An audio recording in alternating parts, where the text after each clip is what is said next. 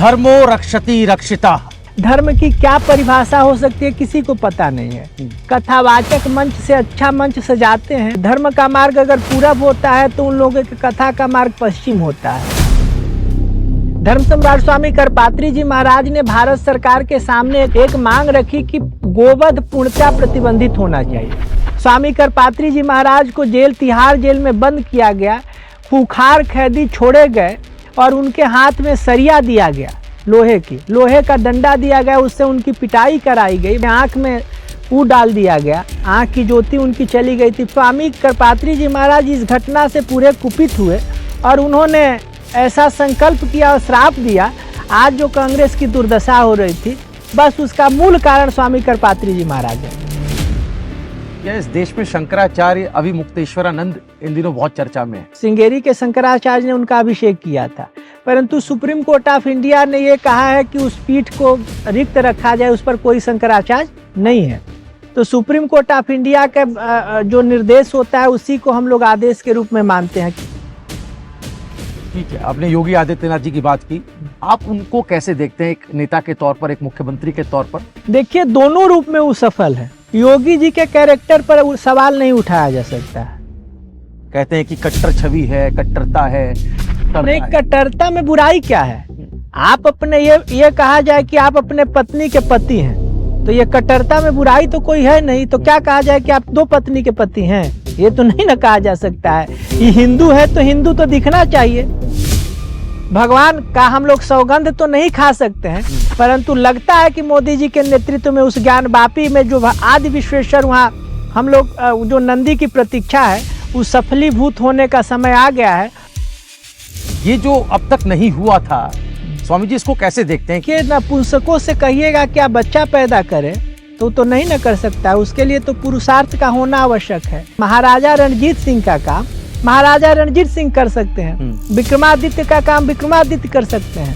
तो रणजीत सिंह के रूप में, विक्रमादित्य के रूप में मोदी जी जब आए तो निश्चित रूप से उसका एक पुनरुद्धार करने का प्रयास किया। हर जगह जो मंदिरों की स्थिति है, हम लोग गर्व से कह रहे हैं कि हम सनातनी हैं। पहाड़ी इलाकों में मस्जिदों का बनना, मजारों का बनना, जंगलों में हरी नीली पीली चादरों का दिखाई देना जिसके नीचे कोई अवशेष नहीं है। अवशेष हो तो नीली पीली चादरें चलती हैं, परंतु बिना अवशेष के इस तरह का स्वरूप प्रस्तुत करना तो निश्चित रूप से सनातन को चुनौती देने वाला काम है। अन्याय मिटे शुभ कर्म बढ़े, प्रभु तेरा एक सहारा है, सब सुखी रहे हो राम राज्य, बस यही हमारा नारा है।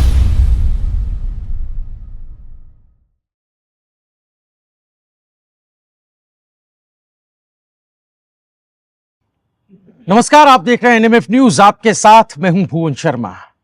धर्मो रक्षति रक्षिता, यानी जो धर्म की रक्षा करता है, वक्त आने पर धर्म भी उसकी रक्षा करता है। और आज बात उसी धर्म को केंद्र में रखकर सनातन की होगी। बात देश किस दिशा में आगे बढ़ रहा है उसकी होगी, और देश में जिन मुद्दों को लेकर इस वक्त सबसे ज्यादा चर्चा है, उन मुद्दों पर भी खुलकर बात करेंगे। और बात करने के लिए उसी धर्म के ध्वजा को हाथ में लेकर सनातन की रक्षा और सनातन की अलख देश के हर कोने में जले, इसका बीड़ा उठाए हुए हमारे साथ हैं स्वामी अभिषेक ब्रह्मचारी जी। बहुत बहुत स्वागत है स्वामी जी आपका एनएमएफ न्यूज पर एक बार फिर से। आप पहले भी हमारे साथ जुड़ते रहे हैं। धर्म की बात हमने शुरुआत में की है, धर्म की रक्षा की बात की, तो आज देश जिस दिशा में आगे बढ़ रहा है वहां धर्म कहां पर है और ये जरूरत क्यों महसूस हो रही कि उसकी रक्षा होनी चाहिए? देखिए, जब सृष्टि का आदि था तो सब चीजें सामान्य रूप से चल रही थी, परंतु जब लोगों ने अपने आप को ये प्रस्तुत करना चाहे कि हम भगवान से बड़े हैं और हमारे वजह से ही अहंकार की जहाँ अनुभूति शुरू होती है वहीं हिरण्यकश्यपु और हिरण्याक्ष आते हैं। उसके को मारने के लिए भगवान वाराह और नरसिंह रूप में आके प्रकट होते हैं।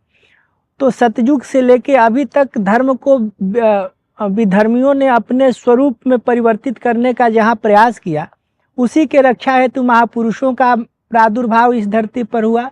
भगवान स्वयं आए और पुनः धर्म की स्थापना हेतु आए और स्थापना करके चले गए। उसी प्रकार इस कलयुग में पहले तो एक हिरण्यकश्यपु के रूप में राक्षस था, भंडासुर के रूप में था, रावण के रूप में था, परंतु घर घर राक्षस हो गए हैं। उसके निवारण हेतु सत्संग और प्रवचन के माध्यम से जो हमारे आचार्यों ने यहाँ एक पद्धति चालू की, जिसमें आदि शंकराचार्य का नाम हम अग्रणीय पंक्ति में लेते हैं, स्वामी करपात्री जी महाराज का नाम हम अग्रणीय पंक्ति में लेते हैं, जिन्होंने धर्म के तथ्य को समझा, धर्म के मूल को समझा, उसी का प्रतिपादन करने का प्रयास इस धराधाम पर किया और धर्म को व्यवस्थित तरीके से उसके स्वरूप को बता के यहाँ स्थापित किया। हम एक तरह देख रहे हैं कि धर्म की क्या परिभाषा हो सकती है किसी को पता नहीं है। कथावाचक मंच से अच्छा मंच सजाते हैं, उनके फॉलोअर लाखों में बन जाते हैं और धर्म की परिभाषा बताते हैं, जबकि धर्म और व्यवहार दोनों में कहीं तुलना ही नहीं होती। धर्म का मार्ग अगर पूरब होता है तो उन लोगों की कथा का मार्ग पश्चिम होता है। प्रेम और क्या क्या बताते हैं कि हरि राम भजो कली गड़बड़ है, वेद पुराण सब खटपट, ऐसे करके जो वेद का स्वरूप होता है, जो धर्म का स्वरूप है, उसका प्रस्तुतिकरण इस धरती पर और आज के युग में करने वाले बहुत कम लोग हो गए हैं। इसीलिए आज के परिप्रेक्ष्य में धर्म की रक्षा जरूरी होती है और धर्म के यथार्थ स्वरूप का प्रस्तुतिकरण जरूरी होता है। आपने स्वामी कृपात्री महाराज जी की बात की, आप उनके अनुयायी हैं और उनसे जुड़ी इस देश में एक ऐसी घटना है जिसका जिक्र ना हो स्वामी जी तो मुझे लगता है कि बात अधूरी रह जाएगी और वो कहानी भी हमारे दर्शकों के सामने आनी जरूरी है। 1960 के दशक के उत्तरार्ध में वो घटना घटी इस देश के अंदर। मैं पहले इस बात का जिक्र कर देना चाहता हूं, फिर हम दूसरे मुद्दों पर जाएंगे चूंकि उनका जिक्र आया है। तो वो घटना गौरक्षा के लिए कड़े कानून को बनाए जाने की मांग को लेकर शुरू हुई थी और उस श्राप का भी जिक्र बार बार होता है जिसमें उनके परिवार के नष्ट हो जाने का श्राप वो था और बाद में जिस तरह से सामयिक मृत्यु हुई राजीव गांधी, संजय गांधी की, उससे भी इसको जोड़कर देखा गया। तो अगर हम थोड़ा अतीत में पहले चले जाएं और उस घटना का जिक्र थोड़ा सा, अगर आप चूंकि आप उनके अनुयायी हैं तो आप उसको किस तौर पे देखते हैं, क्या वो घटना रही होगी? 7 नवंबर 1966 की घटना है। यही वह जगह है जहां से इसकी पृष्ठभूमि तैयार हुई थी। धर्म सम्राट स्वामी करपात्री जी महाराज ने भारत सरकार के सामने एक परिप्रेक्ष्य रखा, एक मांग रखी कि गोवध पूर्णतः प्रतिबंधित होना चाहिए, गोवध का निषेध होना चाहिए। ऐसा मांग स्वामी करपात्री जी महाराज ने भारत सरकार से रखा। उस समय के सरकारों ने उनके बात पर ध्यान नहीं दिया तो स्वामी जी ने एक शांतिपूर्ण आंदोलन शुरू किया जिसमें तमाम तरह की तमाम माताएं जिनके गोदी में बालक थे वो भी आए, जैन समाज से लोग आए, हर प्रकार के जैन समाज से लोग आए, मुस्लिम समाज से, सब लोग की एक ही मंशा थी कि स्वामी करपात्री जी महाराज के नेतृत्व में हो रहे आंदोलन का सफलीकरण इस रूप में हो कि गोरक्षा पूर्ण प्रतिबंध हो, गौ का रक्त इस धरती पर न गिरे, यह स्वामी करपात्री जी महाराज मांग कर रहे थे। उस समय की उत्श्रृंखल सरकार जो शासन तंत्र पर अनुशासन के विहीन काम कर रही थी, वो लोगों ने स्वामी करपात्री जी महाराज के आंदोलन को विध्वंस करने के लिए गुंडों को उस सभा में भेजा और अराजक तत्वों की अराजक रूप में उसमें गोरक्षकों पर गोली से प्रहार किया गया। कोई लोग कहता है कि 5000 लोग मारे गए, कोई 10,000 कहते हैं, उसकी गणना नहीं है, सरकार ने 200-250 ऐसा कुछ बताया था। लोगों को किरासन तेल डाल के जला दिया गया, किसी को जमीन में गाड़ दिया गया, किसी को यमुना में प्रवाहित कर दिया गया, अंतिम संस्कार भी नहीं करने दिया गया। स्वामी करपात्री जी महाराज को तिहाड़ जेल में बंद किया गया, खूंखार कैदी छोड़े गए और उनके हाथ में सरिया दिया गया, लोहे का डंडा दिया गया, उससे उनकी पिटाई कराई गई। बहुत महात्मा जो उनके साथ मन थे उन्होंने अपने पीठ पर सुवार का प्रहार रोक के महाराज जी को बचाने का प्रयास किया। उनके आंख में डाल दिया गया, आंख की ज्योति उनकी चली गई थी। फिर उन्होंने अपने विशेष पूजन पाठ से उस ज्योति को प्राप्त किया। इस प्रकार की विभत्स घटना की गई, उसमें गाय की भी हत्या हो गई भारत सरकार के द्वारा। तो ऐसा लोगों ने कहा, क्योंकि उस समय हम थे नहीं, हम तो 84 का हमारा बर्न है, ये घटना है 7 नवंबर 66, पंडित जी लोग बैठे हैं, ये लोग जानते होंगे। 7 नवंबर 66 में ऐसा लोग कहता है कि स्वामी करपात्री जी महाराज इस घटना से पूरे कुपित हुए और उन्होंने ऐसा संकल्प किया और श्राप दिया कि जैसे तुमने गोरक्षकों का विध्वंस किया उसी तरह तुम्हारा विध्वंस होगा। प्रमाण के साथ मिसेस गांधी गोपाष्टमी के दिन, जिस दिन गाय की हत्या हुई, साधुओं की हत्या हुई, उसी दिन मिसेस गांधी का जो घटना हुआ पूरा दुनिया जानता है। 31 अक्टूबर 1984 राजीव गांधी की जो घटना हुई, पूरा दुनिया देखा कि गोली से ही गए, और संजय गांधी का शरीर तो छत बिछत हो गया, किसी को कुछ पता ही नहीं था कि क्या है। तो यह स्थिति कांग्रेस के साथ बनी, और आने वाली पीढ़ियों ऋषि के श्राप से बचता नहीं है, विप्र शाप किमि हो या साचा। तो स्वामी करपात्री जी महाराज इस धराधाम के महत्वपूर्ण कड़ी थे। उन्होंने आर्य परंपरा जो हमारी थी और समाज के आने वाली परंपरा, जो नहीं होता है मुंह, जीभ होता है, यहाँ के अंदर गया तो फिर वो भीतर चला जाएगा, कंठ के नीचे गए तो वो अब शरीर का पोषण करेगा, फिर वही निकल के आ जाएगा तो शरीर का शोषण करेगा। तो वही स्थिति स्वामी करपात्री जी महाराज डेवढ़ी हैं। यहाँ से वहाँ के उनके जाने के बाद घोर कलयुग का प्रादुर्भाव हो गया, और उनके रहते हुए काल के गति को उन्होंने बांध के रखा था। काल के गति को स्वामी करपात्री जी महाराज ने अपने तपोबल के प्रभाव से बांध के रखा था कि कलयुग का प्रभाव नहीं होगा, और जब तक वो बैठे रहे तब तक कलयुग का प्रभाव नहीं रहा। गो रक्षा के हेतु, शास्त्र की रक्षा के हेतु, भारत के विभाजन के रक्षा के हेतु, मैंने भारत का विभाजन न हो, हिंदू कोडविल के लिए एक महापुरुष ने क्या क्या संघर्ष इस जीवन में किया, उसको एक जन्म में हमारे जैसे तुच्छ व्यक्ति नहीं वर्णन कर सकते हैं। जो काम आदि शंकर ने छोड़ के इस धरती से गए थे, स्वामी करपात्री जी महाराज उसी को करने के लिए श्री शंकराचार्य नवावतारम, वही शंकराचार्य स्वामी करपात्री जी महाराज के रूप में आए और पूरा वो काम किए जो शंकराचार्य जी छोड़ के गए। उन्होंने राजनीति में प्रवेश नहीं किया, स्वामी जी ने राजनीति में प्रवेश किया। आदि शंकराचार्य जी ने वेद पर भाष्य नहीं किया था, स्वामी करपात्री जी महाराज ने वेद पर भाष्य किया। जो भी हमारी परंपरा, आज जो उनका दर्शन है, जो आज से वो 40, उनको गए हुए 44 साल हो गया, 44 ईयर, उसके बाद भी वो कहीं ना कहीं प्रासंगिक है। तो इस विषय से समझा जा सकता है कि जो आज से 44 साल पहले चले गए, उनकी कथनी आज सार्थक रूप में हम लोग को दिखाई दे रहे थे। तो ऐसे महापुरुष जो काल के गति को बांधने की क्षमता है, उन महापुरुष का संकल्प कैसे विफल हो सकता है। आज जो कांग्रेस की दुर्दशा हो रही थी, बस उसका मूल कारण स्वामी करपात्री जी महाराज है। जो राम मंदिर का आंदोलन देख रहे हैं, राम मंदिर एक मूर्त रूप में आज स्थापित हो रहा है, उसके मूल में स्वामी करपात्री जी महाराज है। जहां भी आप देखिएगा उसका मूल जो है स्वामी करपात्री जी महाराज से शुरू होता है और स्वामी करपात्री जी महाराज पर अंत होता है। तो सनातन धर्म की जो भी विधा है, जहां से भी देखिएगा, अगर उनका उदाहरण आपको देखना है तो स्वामी करपात्री जी महाराज। कुछ लोग स्वामी करपात्री जी महाराज के विरोध में खड़े होकर सनातन धर्म को रक्षा कर रहे हैं, की बात कर रहे हैं, और कुछ लोग उनके पक्ष में आके कर रहे हैं। तो मूल जो भी होगा वो स्वामी करपात्री जी महाराज ही हैं। तो जो विरोध की बात, अब आपने ऐसी बात कह दी है तो जिज्ञासा और बढ़ गई है कि ये जो विरोध करने वाले लोग हैं, जो विरोध में जाते हैं, वो किन तर्कों के साथ विरोध में जाते हैं, वो लोग हैं कौन? जैसे कांग्रेस का सरकार था, स्वामी करपात्री जी महाराज ने नेहरू के विरोध में एक बड़ा आंदोलन खड़ा किया स्वामी जी ने। तो उस समय एक साधु समाज, जितने कांग्रेसी नेता थे, कितने कांग्रेसी, जो भी कांग्रेसी उस समय के थे, उन्होंने उनको गुलजारी लाल नंदा के नेतृत्व में एक साधु समाज की संस्थापना हुई। उस साधु समाज जो है पूर्णतः कांग्रेसी थे, उन्होंने एक टीम बनाया और साधु समाज लेके गली गली कीर्तन करना शुरू किए और वो कांग्रेस के पक्ष में प्रचार करना शुरू किए। वही जो सरकारी साधु के रूप में जाने जाते। तो सरकारी साधुओं की जो श्रृंखला थी, वही स्वामी करपात्री जी महाराज के विरोध करने जो कांग्रेसी थे।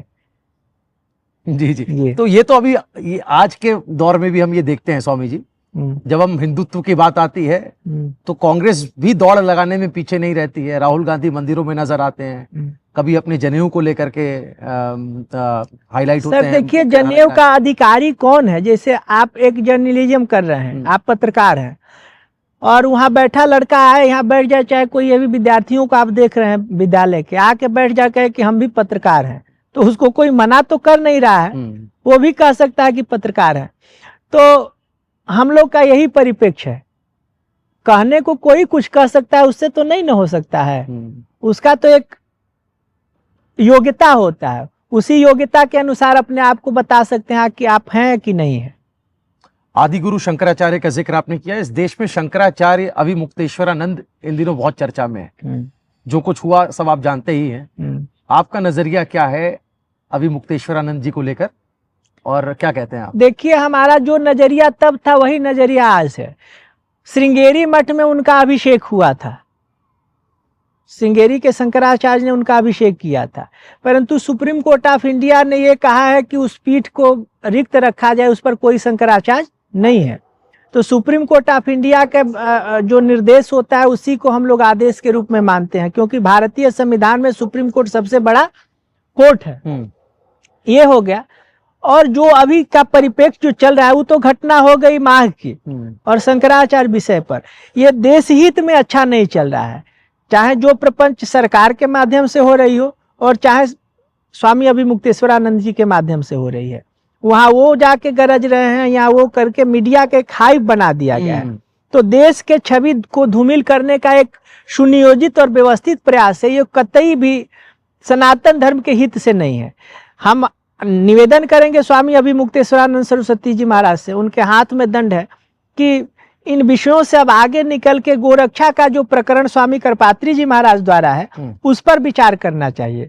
और साथ ही हम आग्रह करना चाहेंगे योगी आदित्यनाथ जी महाराज से, जो सम्मानित पीठ के पीठाधीश्वर है और माननीय मुख्यमंत्री उत्तर प्रदेश सरकार है, कि वो तत्काल इस विषयों पर संज्ञान लेके इसको रफा दफा करने का प्रयास करें। क्योंकि जो भारतीय संस्कृति और सभ्यता है कि दो का टकराव जो होता है, तो हम लोग ये देखते हैं कि तीसरा जो इसमें आके कहीं उसको लाभ न हो, हमारी जो छवि है उसको कहीं खराब न किया जाए, इस पर पूर्णतः विराम लगना चाहिए और विचार करके उचित निर्देश दें अपने संबंधित लोगों को।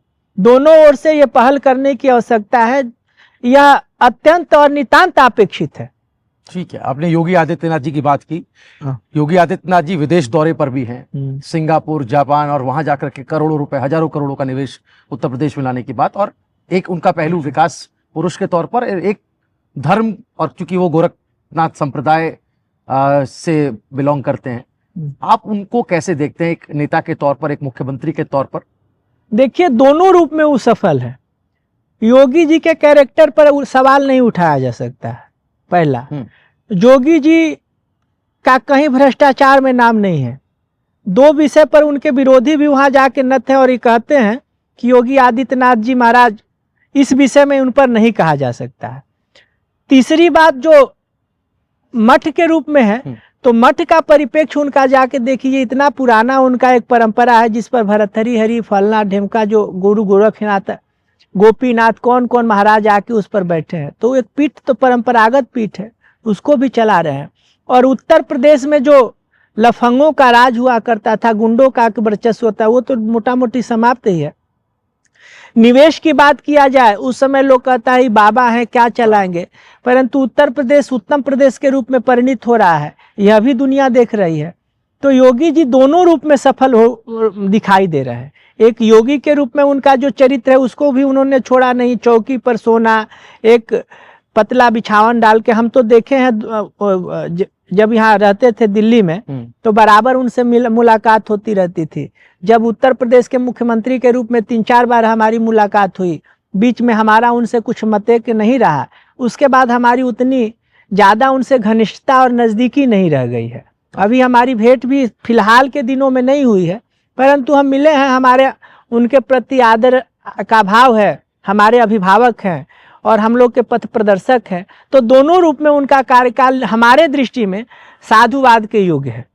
और एक उनसे जुड़ा हुआ पहलू जिसका हमने अभी जिक्र शुरुआत में किया, गौरक्षा की बात, गौ सेवा की बात, तो योगी आदित्यनाथ का जो वो एक पहलू है, जब हम देखते हैं जब वो गोरखपुर जाते हैं अपने गृह क्षेत्र में, तो वहां पर भी हम देखते हैं कि विशेष गौशाला वहां पर है, और जो आत्मीयता उनकी नजर आती है जब वो अपने वहां पर होते हैं। तो उन तस्वीरों को आप कैसे बयां करेंगे तब जब गौरक्षा की बात? गौ भक्त हैं, देखते नहीं सांड को, अरे इधर आओ तो सांड दौड़ा आ जाता है, तो ऐसे तो नहीं ना आ जाएगा, क्योंकि वो समझता है कि यहाँ कुछ मिलने वाला है, तो उनकी आत्मीयता वहाँ झलक के आती है। तो निश्चित रूप से जो गौ के प्रति जो उनकी निष्पक्ष वाणी है, जो गौ की हत्या के विषय में बात करते हैं, गौ के रक्षा के विषय में बात करते हैं, गौ हत्यारे उनसे चिढ़ते और डरते हैं, तो यह भी एक सराहनीय पक्ष तो है ही उनके साथ साथ जी। और जो एक विरोधी हैं, जो कहते हैं कि कट्टर छवि है, कट्टरता है, हिंदुत्व के ब्रांड एम्बेसडर है, जो एक ठप्पा लगाने की कोशिश होती है, उसको आप सकारात्मक तरीके से देखते हैं या उसमें आप ये सिर्फ राजनीतिक नहीं? कट्टरता में बुराई क्या है?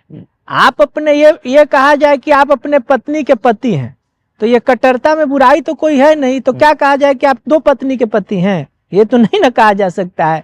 ये हिंदू है तो हिंदू तो दिखना चाहिए, भगवान राम हिंदू के प्रतीक हैं, तो क्या कहा जाएगा? इसमें कट्टरता में क्या बुराई है? अगर हम हिंदू हैं, सनातनी हैं, तो इसमें अगर हम इसमें कट्टरता दिखा रहे हैं तो क्या बुराई है? ये थोड़े कह रहे हैं कि हम मुस्लिम को जीने नहीं दे रहे हैं, उसको भी कट्टरता से रहना चाहिए। परंतु जहाँ समभाव आता है, ऐसा तो नहीं है कि उनके मानने वाले मुस्लिम नहीं है, बहुत कर्मचारी उनके यहाँ मुस्लिम भी होते हैं, तो उनके हॉस्पिटल में, उनके विद्यालय में मुस्लिम भी पढ़ते हैं। तो ये कट्टरता का मतलब ये थोड़े है कि हम ये मान ले कि नहीं है, ब्राह्मण है तो ब्राह्मण दिखना चाहिए, क्यों नहीं है? इसमें क्या बुराई है? बिल्कुल। अगर हम दलित समाज से आते हैं तो गर्व से कहेंगे कि अम्बेडकर जी दलित थे ही थे। तो जहां हमको अपने कर्मानुसार हम आए हैं, तो उसमें कहने में और उसमें कट्टरता में कहीं से बुराई नहीं है।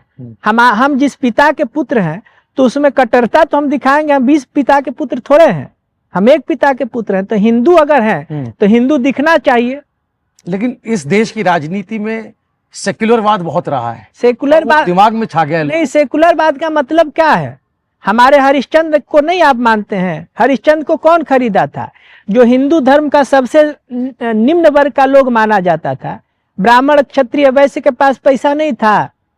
जो घाट पर बैठने वाले जो स्वपच महाराज होते हैं, जिनको मृत्यु के समय ही स्पर्श किया जाता था उस समय, वो स्वपच महाराज किसको खरीद रहे हैं? भगवान राम के पूर्वज को।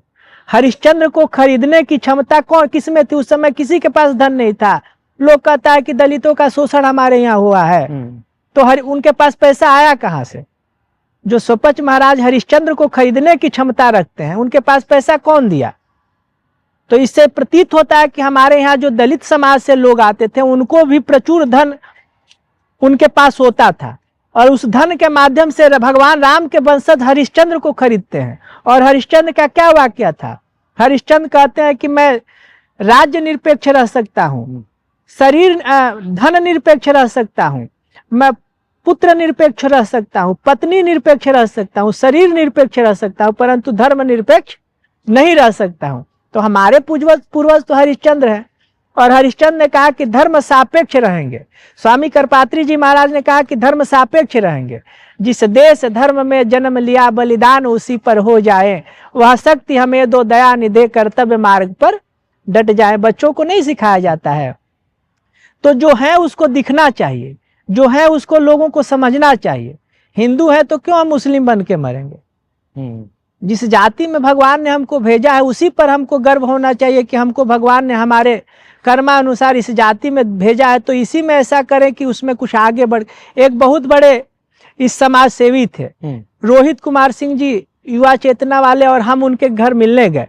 तो रोहित जी बिहार के थे, तो उन्होंने पूछा कि आप कभी पॉलिटिक्स ज्वाइन नहीं करना चाहे? कहे कि हम जो काम कर रहे हैं इसकी चरमोत्कर्ष अवस्था एक होती है, उसी में हम आगे और नाम कर दे तो बहुत है। तो 20 बार 20 जगह कूदने में कुछ थोड़े रखा है।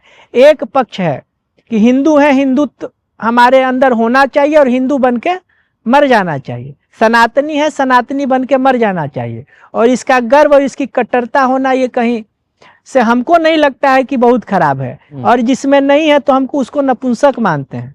पत्नी पास में हो परंतु बच्चा पैदा करने की क्षमता नहीं है, ऐसे लोग होते हैं। एक इसी से जुड़ा हुआ सवाल है, जब चूंकि बात हो रही है हिंदुत्व की कट्टरता की, तो एक बहस इस देश में देवभूमि उत्तराखंड से शुरू हुई, चर्चा शुरू हुई। गंगोत्री से लेकर के हरिद्वार, वहां पर जो हमारे धाम है, तीर्थ स्थान है, वहां पर गैर हिंदुओं के प्रवेश को लेकर के कई संस्थाओं ने मांगे उठाई। हालांकि सरकारी तौर पर अभी कोई फैसला नहीं हुआ, लेकिन ये जो धार्मिक संस्थाएं हैं हमारी, उन्होंने सवाल उठाए और उन्होंने मांग उठाई।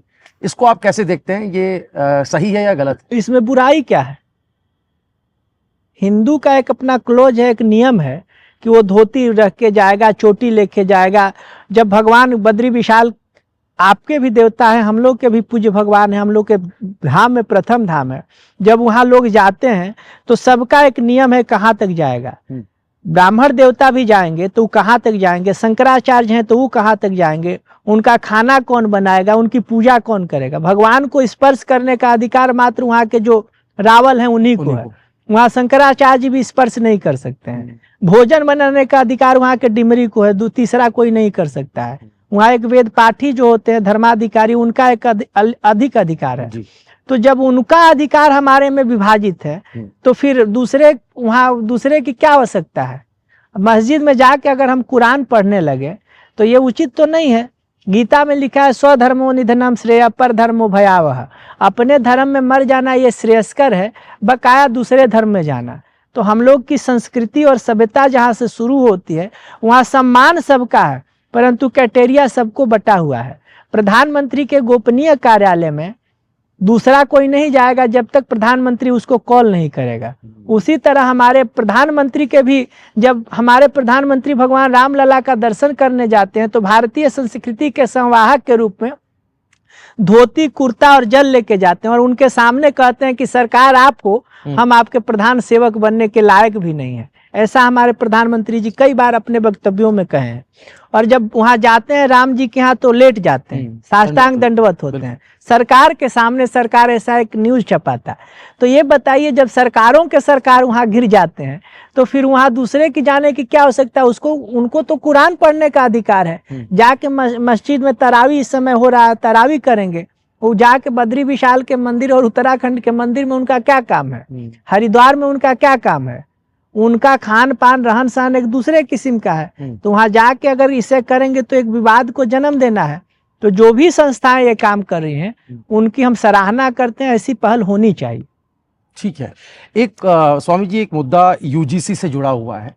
जब हम सनातन की बात करते हैं, एकता की बात करते हैं, एकजुटता की बात करते हैं, तो ये बहस उठती है कि यूजीसी के जो नई गाइडलाइन आई उसके जरिए समाज में जो एक हिंदू तबका है उसमें कहीं ना कहीं मनमुटाव पैदा हुआ, जो जातीय मनमुटाव है, उसको आप कैसे देखते हैं? देखिए, सरकार ने एक विषय प्रस्तुत करने का प्रयास किया जो सरकार को अच्छा लगा, परंतु सरकार से भी ऊपर सुप्रीम कोर्ट ऑफ इंडिया है। जब सुप्रीम कोर्ट ऑफ इंडिया ने देखा कि इसमें कुछ खामियां है, नहीं हो तो सुप्रीम कोर्ट ऑफ इंडिया ने कहा कि अभी ये समसामयिक विषय नहीं, इस पर बहुत ज्यादा प्रकाश नहीं डाला जा सकता, तो उसको वहीं रोक दिया गया। तो यूजीसी का मुद्दा उसी समय रुक गया जब सुप्रीम कोर्ट ऑफ इंडिया ने इसमें अपना प्रस्तुतिकरण बता दिया। तो वहीं समाप्त हो गया। बहुत विचारणीय विषय तो अभी है नहीं जिस पर हम लोग चर्चा करें। ठीक है। अब बात करते हैं देश के प्रधान सेवक, प्रधानमंत्री जिसका जिक्र अभी आपने किया, नरेंद्र मोदी।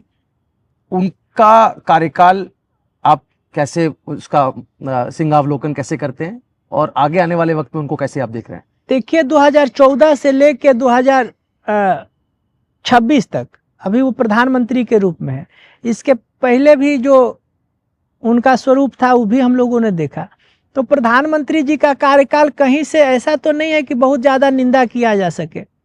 एक समय हम उनके आलोचक हुआ करते थे, कभी कुछ हम लोग बोला था, परंतु जब हमको बोध हुआ तो लगा कि हम कहीं हो सकता है गलत है, हमको उस चीज़ों को समझने में गलत हो गया। एक सिस्टम चलाने के लिए लोग अपना एक थ्योरी बनाते हैं।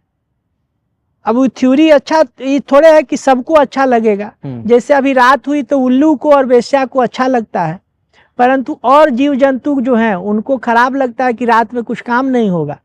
तो इसलिए रात होना कहीं गुनाह तो नहीं ना हो गया। उसी तरह प्रधानमंत्री अपने ढंग से देश को चला रहे हैं और देश को चलाने के लिए देश आज गौरवान्वित महसूस कर रहा है। जब हम गए थे, अभी इसी महीने में हम गए थे भगवान राम का दर्शन करने, जिसके लिए कोठारी बंधु जैसे कितनी माताएं विधवा हो गई, कितने के सुहाग उजर गए, कितने के पुत्र मर गए और वो राम मंदिर दिखाई नहीं दे। हम लोग तो सौभाग्यशाली है कि प्रधानमंत्री के नेतृत्व में माननीय सुप्रीम कोर्ट ऑफ इंडिया के निर्देश पर एक वो महल खड़ा है जिसके लिए हमारे पूर्वजों ने बलिदान किया है, जिसके लिए हमारी माताओं ने सिंदूर का दान कर दिया है, हमारी बहनों ने अपने भाइयों का बलिदान किया। कितनी माताएं वहाँ उसमें मरी, कितने भाइयों का जान गया। मैंने एक जो स्वरूप था उसके अनुरूप आज मंदिर जब खड़ा होकर हम लोग देखा तो छाती जो हमारा था, प्रधानमंत्री जी का 36 था, तो हमको लगता है कि हम लोग का 136 होके निकल गया। 56 था प्रधानमंत्री का, लोग कहते हैं। जी। हम लोग का 156 हो गया। माने मानसिक रूप से, शारीरिक रूप से तो नहीं ना हो सकता है कि इतना सुंदर भव्य मंदिर भगवान राम लला विराजमान है।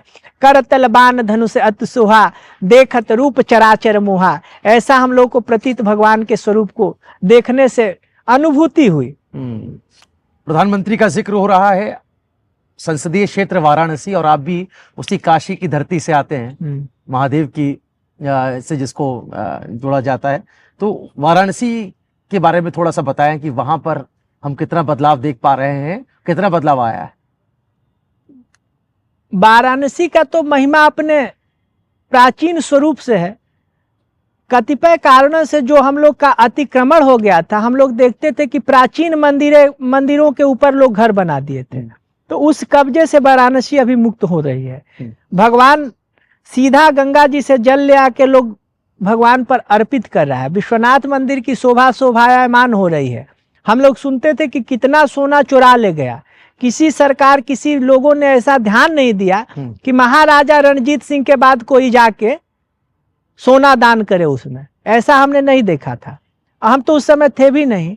महारानी अहिल्याबाई के बाद किसी ने उसका जीर्णोद्धार कराया हो, परंतु धन्यवाद है भारत के प्रधानमंत्री को कि महाराजा रणजीत सिंह के बाद उस मंदिर को स्वर्ण मंडित कराए।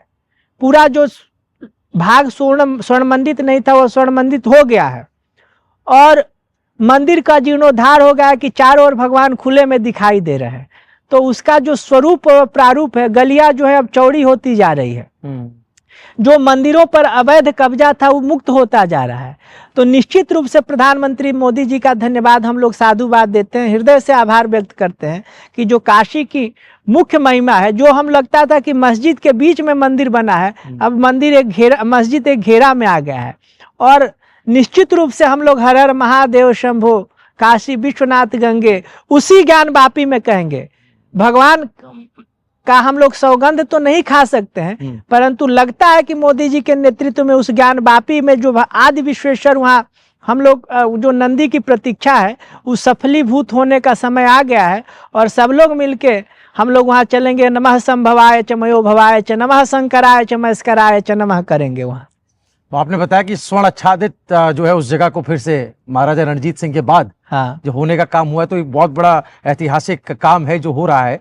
लेकिन ये जो अब तक नहीं हुआ था, स्वामी जी इसको कैसे देखते हैं? क्या ये साजिशन नहीं हुआ था, या फिर जो इच्छा शक्ति होनी चाहिए थी इनके पुनरुत्थान के लिए, पुनर्जागरण के लिए, या इनको वापस लाने के लिए? हमारी जो इतनी बड़ी लेगेसी है, कैसे देखते हैं इसे? देखिए, नपुंसकों से कहिएगा क्या बच्चा पैदा करे तो नहीं न कर सकता है। उसके लिए तो पुरुषार्थ का होना आवश्यक है। इसके पहले जो हमारे लोग थे वो भोग विलासी लोग थे। वो अपने धर्म और संस्कृति को गिरवी रख दिए थे अंग्रेज और कम्युनिस्टों के यहाँ। उनके डर से वो लोग कुछ करने का मतलब वो आपने एक सेकुलर शब्द का यूज किया था जी। उस तरह रणजीत सिंह का काम तो रणजीत सिंह कर सकते हैं, महाराजा रणजीत सिंह का काम महाराजा रणजीत सिंह कर सकते हैं, विक्रमादित्य का काम विक्रमादित्य कर सकते हैं। वो तो नाचने वाला तो नहीं न कर सकता है। जो आर्टिस्ट होगा वो डांस कर सकता है, वो बढ़िया कला दिखा सकता है मंच पर, परंतु उस काम करने के लिए तो रणजीत सिंह बनना पड़ेगा। तो रणजीत सिंह के रूप में, विक्रमादित्य के रूप में मोदी जी जब आए तो निश्चित रूप से उसका एक पुनरुद्धार करने का प्रयास किया, और पुनरुद्धार करके हम लोग दिखाई दे रहे हैं। हर जगह जो मंदिरों की स्थिति है, हम लोग गर्व से कह रहे हैं कि हम सनातनी हैं। अच्छा, देश के एक और मुद्दे पे मैं आपका ध्यान लाना चाहता हूं और उस पर आपका नजरिया क्या है वो जानना चाहता हूं। ये मुद्दा उन स्टेट से जुड़ा हुआ है जहां पर बीजेपी की सरकार नहीं है, वहां पर चुनाव भी होना है। मैं पहले पश्चिम बंगाल की बात कर लेता हूं, वहां पर ममता बनर्जी की सरकार है। देश सरहदी इलाका भी वहां पर है, बॉर्डर भी पास है, घुसपैठ भी होती है, कई सारे बाहर के आए हुए घुसपैठिए वहां पर वोटर आईडी तक उन्होंने बनवा लिया है, बतौर वोटर भी वो अपने दर्ज हो गए। तो ममता बनर्जी सरकार को आप कैसे देखते हैं, क्योंकि उस पर आरोप लगता है कि वो वहां संरक्षण देती है उन लोगों का जो देश विरोधी लोग हैं? देखिए, आरोप लगता है एक अलग बात आपने कहा। हम और युवा चेतना वाले रोहित जी कुछ दिन पहले गए थे माता श्रृंखला का दर्शन करने, ठीक है। जहाँ स्वामी स्वरूपानंद जी महाराज का हुबली जिले में बहुत बड़ा आश्रम है। उससे कुछ दूर जाएंगे, पंडुआ जगह है, वहाँ माता श्रृंखला का प्राचीन स्थान है, जो अभी मंदिर बंद कर दिया गया है। वहाँ एक मीनार है, देवी का मंदिर बंद हो गया। आज से हम लोग 1.5 साल 2 साल पहले ही बकरा ईद जब चलता है, उसी समय हम लोग गए थे देवी का, हम 18 शक्तिपीठ की यात्रा कर रहे थे। जब हम वहाँ जा रहे थे तो रास्ते में हमने देखा कि एक गाय को का चारों पैर ऊपर करके और ठेला पर पूरा शरीर बांध दिया गया था, खींचते हुए ले आ रहा था। हमने कहा कि ये क्या हो रहा है, तो हमसे वो बदतमीजी से आया, फिर चला गया। हम भी चले गए, कुछ कर तो सकते नहीं थे। जब हम गए माता पांडुआ यहाँ माता श्रृंखला का दर्शन करने के लिए, तो मुस्लिम इलाका था, दरवाजा खुला था, कोई था नहीं, हम चले गए। जब जाके वहाँ प्रणाम करे तो वहाँ की कुछ मुस्लिम महिलाएं निकल के आई, जिनके हाथ में पत्थर था। वो अपने भाषा में हमको गाली देना शुरू कर दी। तो बंगाली भाषा का तो कुछ बात अंश आपको समझ में आ ही जाता है जी। और नहीं भी समझ में आता है तो उनकी उग्रता देख के परिलक्षित होता है कि वो हमसे क्रोधित हैं। तो एक बंगाली अरूप नाम का लड़का था, हमने उससे पूछा कि क्या करें, तो कहा कि स्वामी जी वो आपको गाली दे रही हैं। हम कहे क्यों गाली दे रही, तो क्योंकि आप साधु वेश में यहाँ आए हैं और ये मुस्लिम एरिया है, तो आपको गाली दे रही हैं, इनको आपके यहाँ आना अच्छा नहीं लगता है, सो आप चलेंगे तो अच्छा लगेगा। हम कहे क्यों चले, कहे कि स्वामी जी चलिए, अच्छा रहेगा, अब ज़्यादा रहने पर हो सकता है कि। तो हमने उसकी बात को उचित समझा कि हो सकता है बवाल हो, अंडमन ठीक ठाक नहीं है। आने लगे तो देखे वहाँ से हमको लगता है कि 100 मीटर 150-200 मीटर इतना होगा, लंबाई चौड़ाई तो नापे नहीं है, परंतु इतना हमको लगता है। बहुत ज़्यादा देसी गाय थी, बहुत बड़ा जगह में। तो गायों का शरीर ताजा ताजा, बहुत मोटी ताजी गाय थी। हमने पूछा कि बड़ी सुंदर गायों का मेला लगे है, क्या है, तो उसी अरूप ने बताया कि महाराज जी सब काट दी जाएंगी। कहे क्यों काटी जाएंगी, तो कहा कि बकरा ईद आने वाला है। अच्छा। बकरा ईद आने वाला, सब काट दी जाएंगी। यह स्थिति बंगाल में हमने अपने आंख से देखा है। तो इस परिस्थिति में आप क्या कह सकते हैं, वहां तो बस मुस्लिमों को पोषण करने वाली सरकार बनी है, जो कि किस विधि हमारा वोट खराब न हो उस पर विचार तो हो नहीं रहा है। किसी भी स्थिति में हम उनको चाहिए कि हमारा वोट बैंक बना रहे, सनातन गर्त में जाएगा कि ऊपर जाएगा, इसकी उनको परवाह नहीं है। और हम लोग को जितने भी साधु आज के डेट में आप देख रहे हैं, हमने तमिलनाडु में जाके कुमकुम अर्चना करने का प्रयास किया, 5-6 दिसंबर था, वहाँ के लोगों ने आके रोक दिया कि आप नहीं कर सकते। हम कहे कि कौन पाप कर रहे हैं कि आप रोक रहे हैं, कुमकुम अर्चना और पूजा करना पाप है, तो वो कहे कि नहीं कर सकते। फिर किसी भी तरह हमने भी किसी से बात की, तो फिर जाके हमारा पूजा से कोई भी महात्माओं को देखिए वहाँ जाके नहीं गरज रहा है। जिसको देखिए कोई उत्तर प्रदेश में तांडव मचा रहा है, कोई राजस्थान में तांडव मचा रहा है, जहाँ गोरक्षा पूर्णतया प्रतिबंध है। जहाँ प्रतिबंधित नहीं है वहाँ चल के अगर हम लोग कुछ करें, उपद्रव करें, तो उसका एक रिजल्ट निकल के आएगा। तो बंगाल की पूरी स्थिति हमने चंद शब्दों में आपके सामने प्रस्तुत करने का प्रयास किया और आपके माध्यम से समाज को बताने का प्रयास किया। अगर गोरक्षा करना चाहते हैं, समाज के हित की बात करना चाहते हैं, तो हम सबको मिलके तुरंत चलना चाहिए बंगाल, और बंगाल में चल के लोगों को बताना चाहिए कि जो इन निकम्मी सरकारों को हटाना पड़ेगा गोरक्षा को रोकने के लिए। कमोवेश इंदिरा गांधी वाली सरकार का दौर ही आप याद दिला रहे हैं। बंगाल में जो आपने अपना अनुभव बताया, उसी भौगोलिक क्षेत्र में, उसी जगह पर एक और राज्य है असम, जहां पर हिमंता बिस्वा शर्मा की सरकार है। वहां पर भी घुसपैठ एक बड़ी समस्या रही, डेमोग्राफी चेंज एक बड़ी समस्या रही स्वामी जी। और वहां की जो सरकार काम कर रही है इन चीजों को लेकर, क्योंकि वो भी उन्हीं चुनौतियों से जूझ रहे हैं, वहां उसको कैसे तुलना करेंगे आप? देखिए, हेमंतो बिस्वा शर्मा जी के आने के बाद चीजें नहीं होता, जैसे नाव पलट जाना, नीचे का भाग ऊपर आ जाना। तो हेमंतो जी ने बड़ी कड़ाई से उन बिंदुओं पर ध्यान दिया है। अभी हम परसों आए हैं, नहीं कल सवेरे आए हैं वहां से। तो चीजों को हम हमेशा जाते हैं, 2-3 महीना पर हम जाते हैं माता कामाख्या का दर्शन करने। तो हमने ये देखा है कि चीजों में लगातार परिवर्तन हो रहा है। हम बहुत दिनों से हर 2-1 महीना में वहां जाते हैं, परिवर्तन बहुत शीघ्रता से हो रहा है। तो इसमें बंगाल और आसाम की तुलना नहीं की जा सकती। नहीं, बिल्कुल नहीं की जा सकती। एक शब्द आया स्वामी जी, डेमोग्राफी चेंज, और फिर मैं आपको देवभूमि उत्तराखंड ले जाऊंगा, क्योंकि डेमोग्राफी जो बदली, असम इसका हमारे सामने ताजा उदाहरण भी है, और वहां जो लोगों पर बीता, समाज में बीता, वो भी हमने देखा। सांस्कृतिक घुसपैठ हुई है, लोगों की संस्कृतियां तक बदल गई, पहनावा, बोल चाल, भाषा बदल गई। उत्तराखंड में भी जो अभी मौजूदा सरकार है, पुष्कर सिंह धामी की बीजेपी की सरकार है, वो भी बार बार ये डर जाहिर करती रहती है और ये बताती है कि हम इस पर काम कर रहे हैं, क्योंकि यहां पर भी कुछ ऐसी ताकतें आ गई हैं जो डेमोग्राफी को बदलना चाहती है। पहाड़ी इलाकों में मस्जिदों का बनना, मजारों का बनना, जंगलों में हरी नीली पीली चादरों का दिखाई देना, जिसके नीचे कोई अवशेष नहीं है, तोड़ने पर कोई अवशेष नहीं मिलता है। तो ये डर, ये चिंता कितनी वाजिब आपको लगती है? और उत्तराखंड में ऐसा अगर हो जाएगा तो ये कितना अनर्थ हो जाएगा, अधर्मी हो जाएगा? देखिए, अवशेष हो तो नीली पीली चादरें चलती हैं, अवशेष हो तो मान लीजिए किसी को हो तो उसकी भावना हो सकती है, परंतु बिना अवशेष के इस तरह का स्वरूप प्रस्तुत करना तो निश्चित रूप से सनातन को चुनौती देने वाला काम है। हम सनातनियों से अनुरोध करेंगे कि किसी की भावना को आहत नहीं करना है, परंतु अपना स्वाभिमान और अभिमान को पीछे भी नहीं ढकेलना होगा। तो जो भी चिंता करता है, निश्चित रूप से सनातन की चिंता है, देश की चिंता है, राष्ट्र की चिंता है। 11,000 एकड़ से ज्यादा, खुद वहां के मुख्यमंत्री ने, उनका यह आधिकारिक बयान है, 11,000 एकड़ से ज्यादा स्वामी जी जमीन कब्जा मुक्त कराई गई उत्तराखंड के अंदर। तो जो कब्जे की जो एक परंपरा पहले से चली आ रही है, उत्तराखंड सन 2000 में बना, उसके बाद से समझ लीजिए अभी तो ये कार्रवाई चल रही है। तो इतनी बड़ी जमीन पर, देवभूमि की जमीन पर इतना बड़ा कब्जा, और उसमें भी हम देखते हैं कि एक खास तबका, एक खास कम्युनिटी, एक खास वर्ग वो आकर के वहां जो है इलीगल तरीके से डॉक्यूमेंट्स बना लेता है, वहां का नागरिक बन जाता है।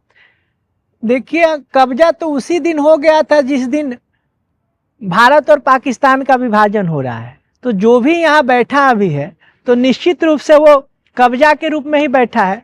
आप अपना हिस्सा ले लिए। भारत और पाकिस्तान का बंटवारा हिंदू और मुसलमान के जनसंख्या और धर्म आधारित राजनीति पर हुआ था। उसके बाद भी यहाँ लोग बैठे हैं और यहाँ उनको अधिकार मिल रहा है।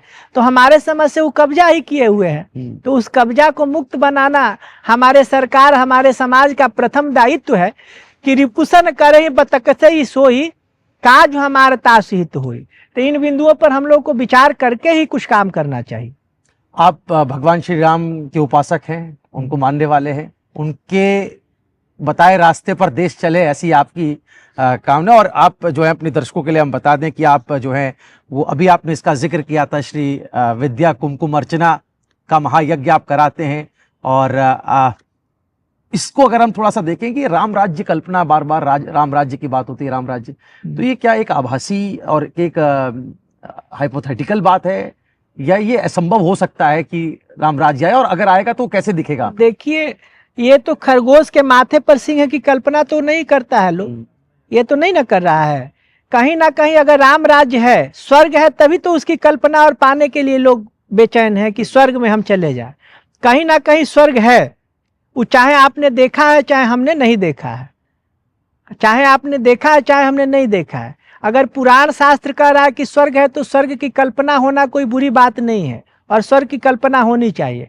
उसी तरह अगर राम राज्य था तो राम राज्य की कल्पना करना कोई हाइपोथेटिकल बात नहीं है। क्यों नहीं संभव हो सकता है? क्यों नहीं संभव हो सकता है? एक स्वामी करपात्री जी महाराज, एक शंकराचार्य केरल से उतर के पूरे देश को एक सूत्र में पिरो सकते हैं। एक स्वामी करपात्री जी महाराज उत्तर प्रदेश के प्रतापगढ़ से निकल के सनातन धर्म का डिमडिम घोष कर सकते हैं, तो और लोग क्यों नहीं कर सकता है? परंतु प्रयास का नजरिया किस तरह होना चाहिए। हमारे यहाँ शास्त्र में 7 ज्ञान की भूमिका बताई गई है। तो पहला क्या है? तनुमानसा। तनुमानसा माने स्वच्छ मन से ईश्वर प्राप्ति की, ज्ञान प्राप्ति की अगर कामना होती है तो नहीं, पहले होता है शुभेच्छा। अगर शुभ मन से ईश्वर प्राप्ति और ज्ञान प्राप्ति की इच्छा अगर आपको ललक जगती है तो तनु मानसा ज्ञान की 7वें भूमिका में आप जाके पहुंच जाएंगे। क्योंकि जब आपको इच्छा खाने की नहीं होगी तो फिर कैसे आप आगे बढ़ेंगे? तो उसी प्रकार शुभेच्छा आएगा तो तनु मानसा आने में कहीं देर नहीं होगी। अगर हमारे लोगों को अगर ये इच्छा हो जाएगी कि हमको राम राज्य ले आना है, तो आज राम राज्य के युग में तो घूम ही रहे हैं। राम का मंदिर बन गया है, कृष्ण का मंदिर बनने वाला है, शिव जी का मंदिर दिखाई दे रहा है। तो ये तो राम राज्य का ही शुरुआत होता है, राम राज्य का लक्षण होता है। बिल्कुल। लेकिन इसे जब मैंने हाइपोथेटिकल बोला ना, तो हमें वो याद आता है जब श्री राम जन्मभूमि पर रामलला के मंदिर को बनाने की लड़ाई कोर्ट में लड़ी जा रही थी, तो एक तर्क ये भी दिया गया कि भाई ये तो काल्पनिक पात्र हैं, राम तो थे ही नहीं। अब तो पुरानी बातें हो गई। हाँ। जो भी तर्क दिया गया उस तर्क का कुतर्क मान के सार्थक तर्क के रूप में भगवान राम विराजमान हो गए वहां। बिल्कुल। तो कुतर्कों का अब कोई अवशेष है, उस पर चिंतन का बात नहीं। अब तो हम लोग कृष्ण और भगवान शिव की बात करेंगे, जहाँ हर हर महादेव करना बाकी है, कृष्ण लला की जय करना बाकी है। बिल्कुल। लेकिन कुतर्क देने वाली जो वकील थे, उनकी जो पार्टी, उनके पीछे जो पार्टी खड़ी थी कांग्रेस, उनके नेता राहुल गांधी है। कांग्रेस की जन्मभूमि तो देखिए क्या है। कांग्रेस का विचार कहाँ से आया? कांग्रेस को कौन बनाया? कांग्रेस की विचारधारा कहाँ से आई? कोई इंडिया की थोड़े है, वो तो फ्रांस के डॉक्टर ह्यूम, क्या नाम है, यू ह्यूम, उनके कांग्रेस के संस्थापक डॉक्टर यू ह्यूम है। यू ह्यूम कहाँ के थे? फ्रांस के, अमेरिका कहाँ के थे? भारत की जो पार्टियां नहीं है तो उसकी विचारधारा राम से कहाँ सहमत होगी?